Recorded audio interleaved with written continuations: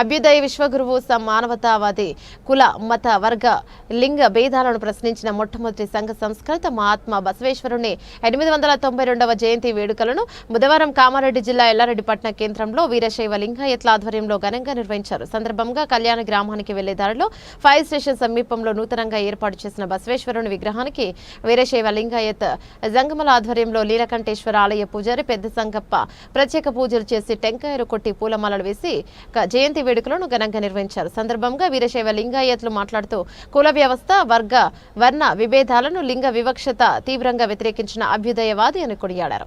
లింగాయత్ ధర్మాన్ని స్థాపించి సామాజిక మానవత్వానికి సమానత్వానికి కృషి చేసిన మహనీయుడు బసవేశ్వరుడు అని ఆయన చూపిన మార్గంలో ప్రతి ఒక్కరూ నడుచుకోవాలన్నారు.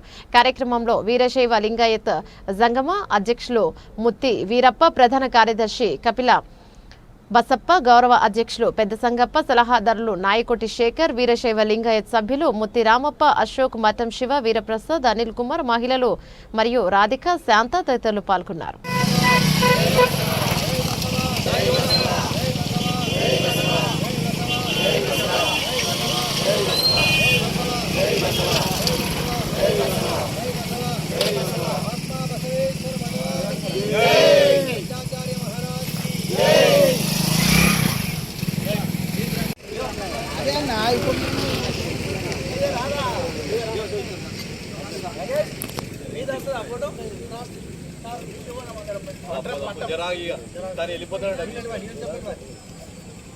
ఇలా జంబో ఆనే ఉన్నది ఇచ్చిన ఇలా జంబో గిడి ఉండదు